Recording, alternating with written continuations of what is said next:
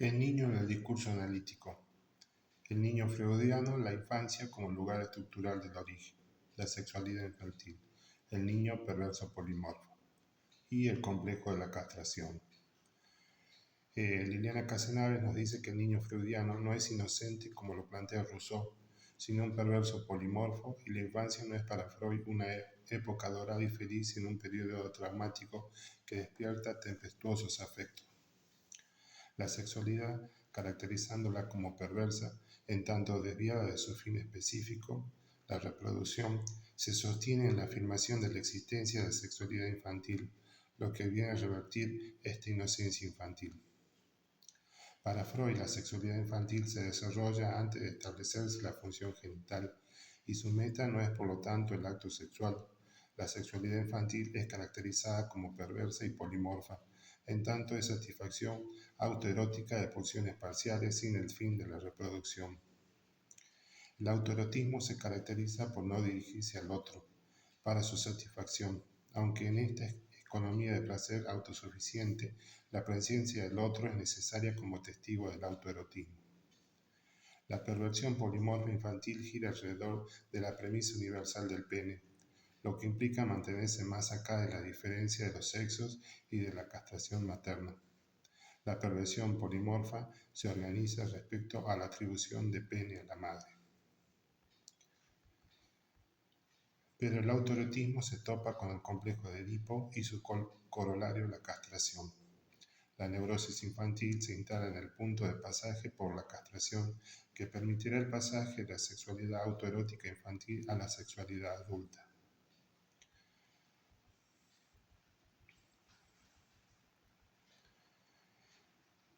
Precisamente hay un parentesco entre posición del niño y posición femenina.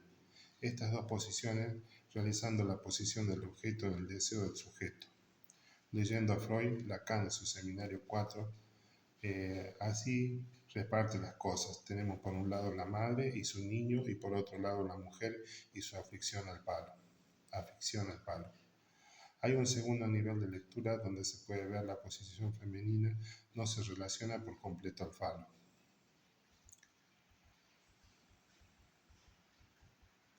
Para Freud, el niño representa el falo y de allí el deseo del niño es la madre. Pero más allá del significante del deseo que el niño representa como falo para la madre, el niño tiene para ella una función que se apoya en el objeto A, pequeño a. Decir que la función fálica del niño se apoya en la función del objeto A conlleva como consecuencia que el niño cause el deseo de la madre, que la divida, que la haga no toda. En este punto el niño es metáfora de lo que la niña fue para su madre, y también metáfora del lugar de donde ella se satisface, en tanto que como mujer metaforiza de lo que es ella como mujer, en tanto que objeto A. El valor del objeto de las mujeres y los niños son posiciones perversas, en tanto que el perverso es el que se identifica al objeto para dividir al otro. Posición que no debemos de confundir con la perversión en tanto estructura. La infancia es el lugar estructural del origen del trauma infantil. Freud concibe la infancia como época traumática. El trauma es definitivo como una temprana vivencia a la cual el sujeto no tiene capacidad para responder adecuadamente. Freud liga el desamparo al trauma. El desamparo realmente experimentado es el prototipo de la situación traumática. Lo que se constituye como traumático es el requerimiento pulsional, irrupción de goce que desborda el aparato y que precisamente por ello mueve a una respuesta, a la angustia, motor de la represión. Ya desde el proyecto Freud ubica el desamparo como estructurante del psiquismo. El aparato así comienza a estructurarse. La infancia, la cual es propia del desamparo, constituye un periodo traumático y por tanto constitutivo. La situación traumática de desamparo se corresponde con la falta de objeto de la angustia, la ausencia de la madre traumática, en tanto presentifica la falta del otro como deseo. El desamparo es el prototipo de la situación traumática porque el sujeto ante la pérdida o ante la separación no puede manejar la tensión que ésta provoca. La conceptualización del trauma en la obra freudiana va del acontecimiento real o fantasiado, donde se presentifica un exceso de goce, a un hecho de estructura, la castración, estructural y estructurante que alcanza a todos los sujetos, no solamente a los que enferman. El niño, lo infantil, como traumático, los confronta a ese punto de la estructura más allá de la cadena significante. Otro barrado donde falta el significante, es decir, la ausencia de la madre. El complejo de castración freudiano es la estructura en la que todo sujeto se confronta a una falta que no tiene anulación y que marca al sujeto en su construcción como sujeto. Deberá constituirse una respuesta, una salida del complejo. El trauma es el nombre freudiano de lo real, como imposible que no cesa de producir efectos desde su exclusión tópica y temporal. Esta estructura del psiquismo, por lo traumático, escindido y en conflicto, es fuente de formación de síntomas, nos dice Freud. En tanto, compulsión de repetición es un goce que retorna y empuja al aparato a dar respuesta.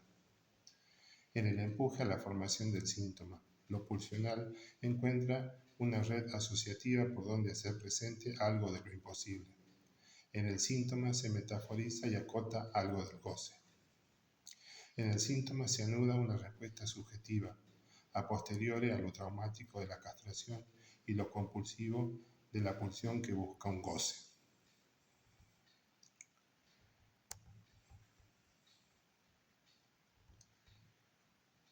En términos de Lacan, la castración es pérdida de goce sexual, S y A mayúscula barrado, que hace surgir la repetición de goce en significante 1 y la búsqueda del goce en lo que hay de mengua de goce. Pero lo traumático no se reduce al periodo de la infancia. Lo traumático tiene una actualidad estructural, en tanto se enlaza con la angustia. Freud nos indica que el objeto de la angustia es cada vez la aparición de un instante traumático. El trauma tiene que ver con lo femenino, en el punto en que representa ese lugar vacío de significante por el que el otro sexo es forcluido y no hay relación sexual. La fijación del trauma por la repetición está siempre en proceso porque siempre estamos significantes frente a ese punto de la estructura donde falta el significante.